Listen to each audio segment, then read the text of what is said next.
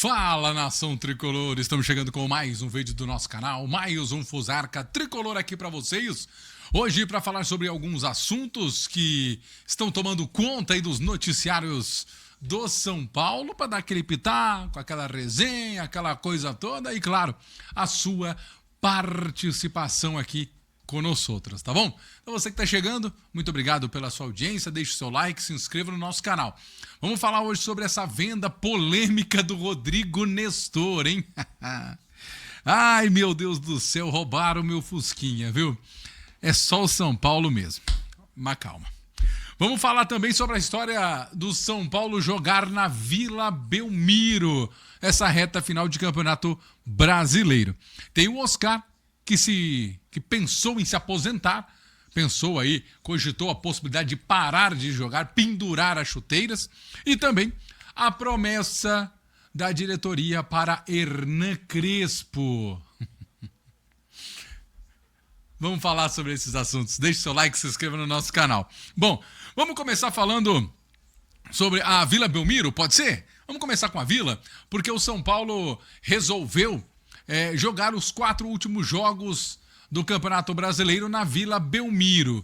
O São Paulo, que teria aí 2 jogos já certos, né, contra Flamengo e Bragantino, ainda não tinha certeza do que faria com os outros 2 jogos, já que não terá mais o estádio do Morumbi, que vai passar por shows, terá shows nele, né, e depois vai passar por uma troca de gramado. Ou seja, o jogo contra a equipe do Bahia foi a despedida do São Paulo no Morumbi em 2025. Não terá mais a sua casa. O São Paulo fará, então, os últimos 8 jogos fora de casa. Ah, mas e a Vila? Não vai jogar na Vila? Você acabou de falar como vai jogar fora de casa. Porque não é no Morumbi. Não é no campo do São Paulo. Não é no estádio do São Paulo. Que seja para 10, 15, 20, 30, 50, 60 mil pessoas. Ou seja, ali é a casa do São Paulo. Agora, jogar na Vila, a Vila Belmiro não é a casa do São Paulo. Por mais que é uma casa alugada, podemos dizer assim, é uma casa de praia, podemos dizer assim, a Vila Belmiro passa a ser a casa de praia do São Paulo, mas não é nada melhor do que o seu próprio lar, não é mesmo? Mais uma vez, a gente entende que essa diretoria faz um desserviço, presta um desserviço para o futebol.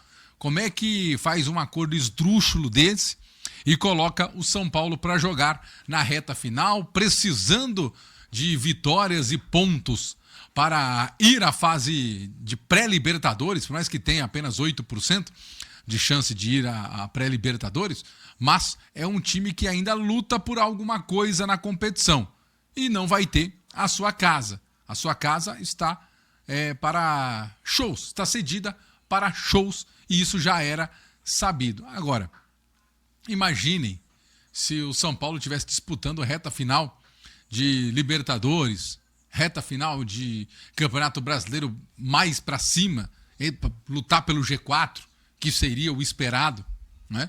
Não teria o Morumbi, não teria a sua casa, porque a diretoria do São Paulo teve a brilhante ideia de trocar jogos com o Santos, só que o Santos fez os jogos antes, o São Paulo vai fazer depois.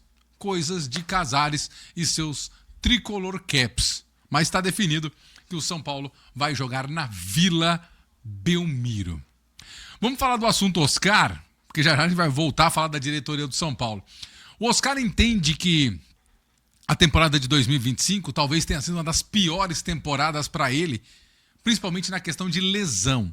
Ele tem sofrido com várias lesões, não consegue estar em campo, é um jogador que ganha muito, não consegue render e recebe muitas críticas de parte da torcida, também da imprensa, e tem que ser criticado mesmo porque ele não consegue render. É um jogador que ganha mais de 2 milhões de reais e não consegue render.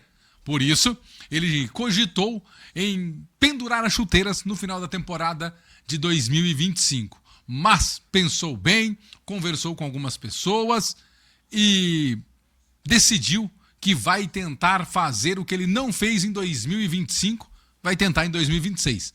Ser decisivo, estar mais em campo. Promete uma pré-temporada diferente, fazer algo diferente, coisas diferentes para tentar estar em campo e ser mais decisivo para o São Paulo. A gente precisa lembrar que quando o São Paulo mais precisou, o Oscar não estava lá. Um jogador de mais de 2 milhões de salário não estava nos momentos que o São Paulo mais precisava. A gente precisa lembrar também que o Oscar fez vários jogos no Paulistão.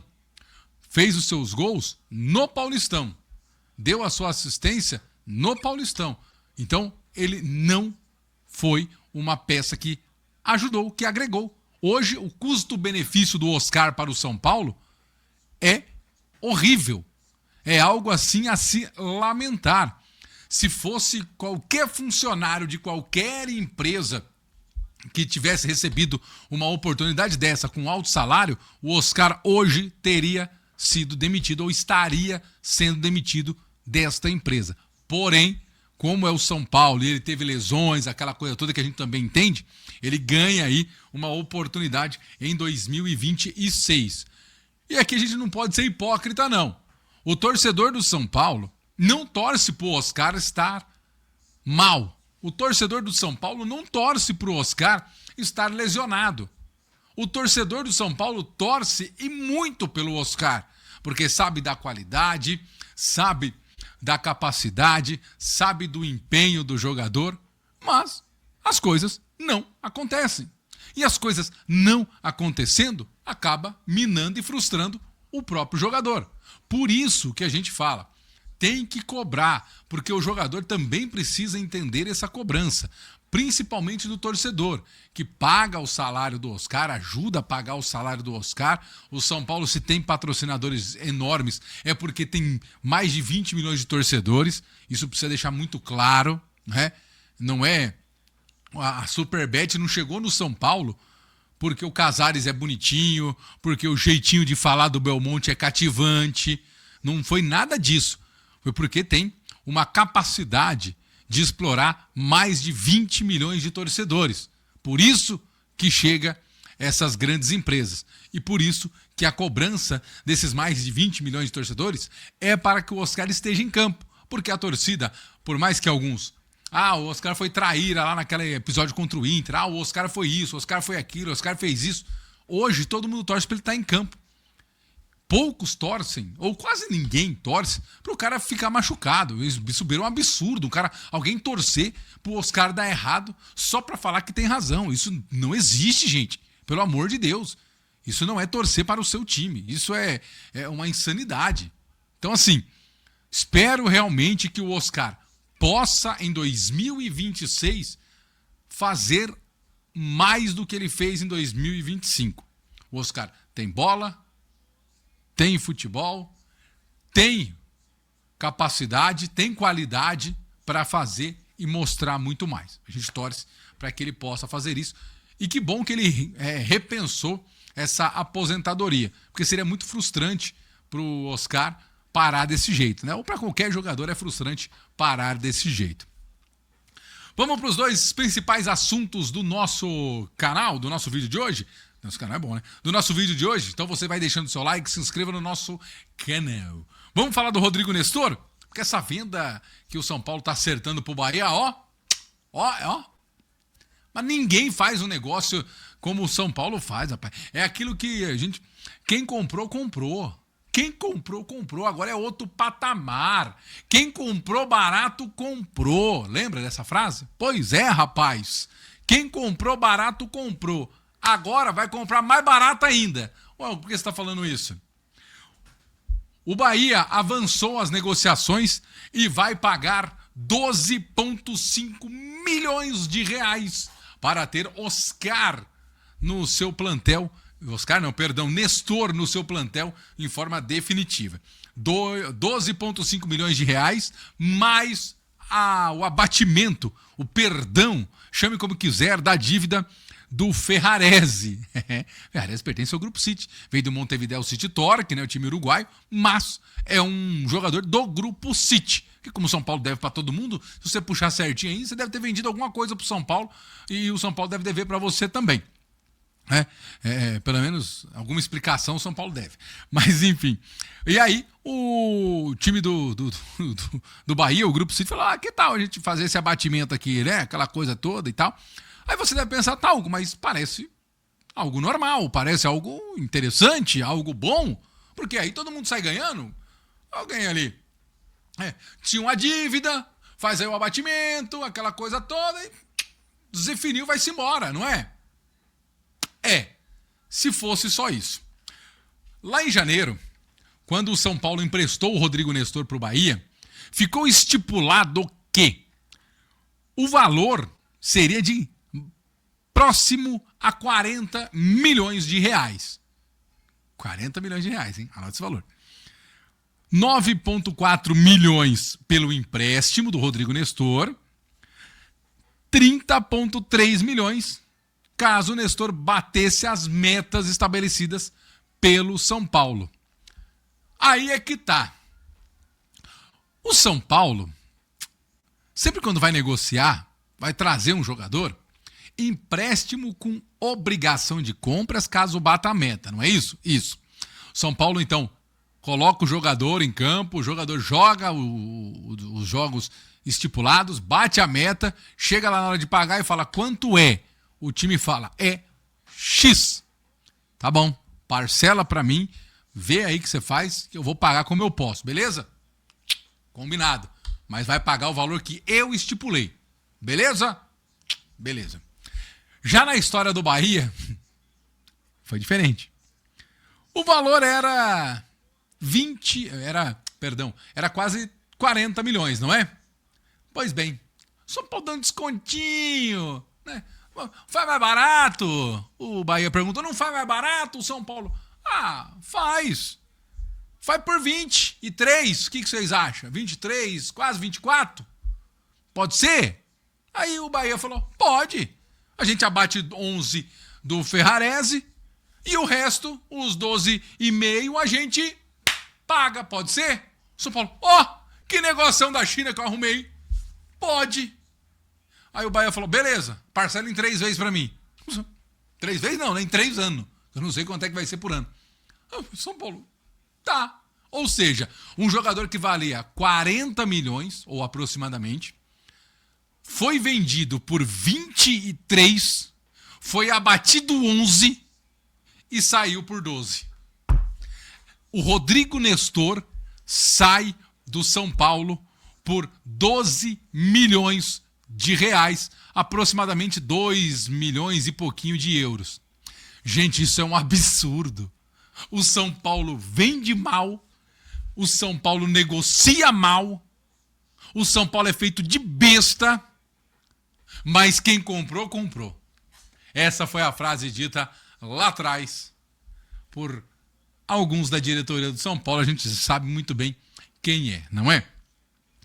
Isso prova o quanto o São Paulo é desrespeitado na figura do seu presidente, o Júlio Casares. O quanto ninguém respeita o São Paulo. O quanto é fácil passar o São Paulo para trás. Olha, essa negociação, se fosse em qualquer empresa, vou eu usar de novo qualquer empresa. Imagina você tem uma empresa. Você está negociando, você vai negociar um produto com uma outra empresa. Rival da sua, mas você tem um produto que ela quer. Você vai negociar esse produto com a empresa. Você fala, fulano, vem cá, negocia aqui. Você coloca lá um dos seus homens fortes para negociar. Ele chega e fala, deu certo, vendemos. Você fala, que bom, vendeu por quanto? Então, era 40, né? Vendi por 23, mas nós tínhamos uma dívida com eles lá, nós batemos a dívida e fechamos por 12,5. O que você acha? Vê se esse tipo de negociação não era motivo para advertência, demissão, escambau. Mas é no São Paulo. De novo. É onde tudo acontece à revelia, de qualquer jeito, ninguém cobra, tá tudo certo. Como é que você... Aí eu falo para você uma coisa. São Paulo vai pegar 50 milhões, parece emprestado. De novo. Aí eu olho para você e falo, você acredita em FDIC? Realmente você acredita em FDIC? Você acredita em austeridade financeira? Você acredita que o São Paulo está diminuindo a dívida? Você realmente acredita? Você realmente acredita? Eu me dou o direito de não acreditar. Porque como é que um clube vem ao microfone e fala aos quatro cantos que está diminuindo a dívida e está saudável financeiramente e devia salário, vai pegar empréstimo e faz vendas esdrúxulas como essa? Isso não pode ser real, isso não pode ser possível. Você me desculpa, eu não acredito em FDIC, eu não acredito em austeridade financeira, eu não acredito em redução de dívida, eu não acredito em nada disso. Não tem santo que me faça acreditar que o FDIC, o não sei o que, vai ajudar o São Paulo. Perdão, é o meu pensamento. Eu não acredito. Quero saber muito a sua opinião sobre os gênios da negociação. Talvez o São Paulo deveria abrir aí um espaço na Bolsa de Valores e deixar o Casares, né, e o Belmonte e os seus Tricolor Caps negociarem algumas commodities, negociarem alguns ativos na Bolsa de Valores, porque, quem sabe, a economia do Brasil afunda de vez, não é? Ou quer dizer, melhor, enfim. Por falar em afundar de vez, o barco pode afundar de vez sem Hernan Crespo, porque o Crespo tá puto da cara, tá fudido da cara com as coisas que estão acontecendo internamente no São Paulo. Jogadores que se machucam em treino, jogadores que não se recuperam, lesões repetitivas e também um time que se desintegra na mão dele. Além disso, São Paulo ainda me faz a boa de não ter mais o Morumbis, por mais que o Crespo sabia, mas não vai ter mais o Morumbis. São problemas atrás de problemas, erros atrás de erros, e o Crespo vai mostrando dia após dia, coletiva após coletiva, a sua insatisfação com o São Paulo. Aí, a diretoria do São Paulo falou, pô, não pode perder o Crespo, né? O que nós vamos fazer então? Chamou o Crespo, falou, Crespo, viu? Ó, parece que você tem razão. Vamos fazer o seguinte, vamos ajudar você aqui. Eu prometo fazer aí uma reunião já de emergência com o nosso colegiado, né? Com o Belmonte, com o Rui Costa, com o Chapecó, com o Muricy, que eu descobri que o Muricy é coordenador de futebol. Mas eu vou fazer um parênteses aqui bem rapidinho. O Muricy é coordenador de futebol. O Belmonte é diretor de futebol. O Carmologno lá, o cidadão lá, chegou para ser superintendente de futebol. Criaram 900 cargos pro futebol. O futebol tá essa nhaca, essa droga. E tá tudo certo. Vou fechar o parênteses. E aí, a galera toda vai se reunir. Né? Os cavaleiros do Apocalipse vão se reunir para ver o que pode fazer para que as coisas não aconteçam no ano que vem, como aconteceu nesse ano.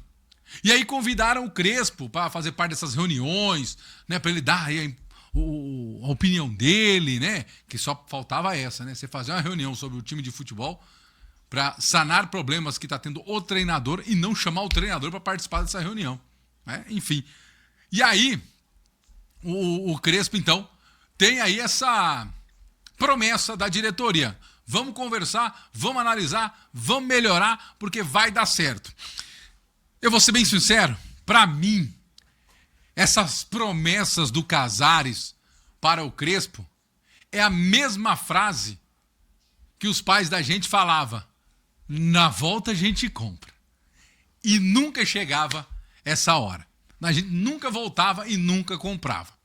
Tá muito na cara que é apenas para dar uma mansada no Crespo. Porque se eles não resolveram isso até agora, não vai ser num calendário mega apertado do ano que vem, com a super capacidade que eles têm, que vão resolver toda essa parada.